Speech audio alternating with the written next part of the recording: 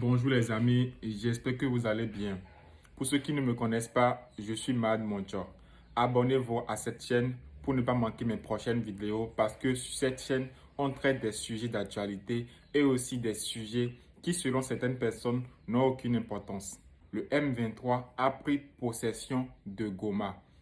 Il compte bien évidemment foncer sur Kinshasa, quitte à prendre le palais présidentiel.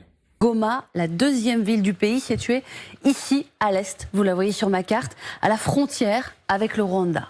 Elle est le théâtre d'une bataille entre les forces congolaises et les combattants d'un groupe armé, le groupe armé M23, soutenu par les troupes du Rwanda. Ce groupe est entré dans Goma dimanche et serait sur le point de contrôler la ville. Il occupe désormais l'aéroport, le siège du gouvernorat de la province, une grande partie du centre et des faubourgs. Mardi, les combats se sont calmés, mais ils ont été très intenses les jours précédents, faisant plus de 100 morts et près de 1000 blessés, selon le décompte de l'agence France Presse.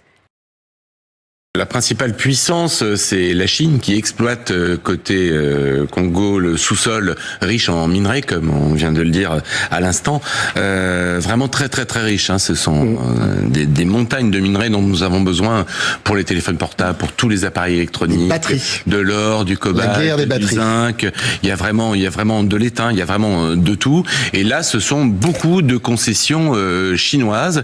Alors, ce qui est très intéressant concernant le coltan, c'est que ce minerai dont le Rwanda n'est absolument pas producteur, eh bien le pays, Kigali, est devenu le premier exportateur mondial. À savoir qu'il y a un trafic à travers la frontière. Le minerai est envoyé au Rwanda et le Rwanda le revend pour son propre compte. On peut comprendre que la République démocratique du Congo ne trouve pas ça extrêmement fair-play. Et c'est le Rwanda qui, en sous-main, actionne le M23 qui avait été défait quasiment en 2012, qui s'est régénéré grâce à l'appui de l'armée rwandaise. Et d'ailleurs, à Goma, il a été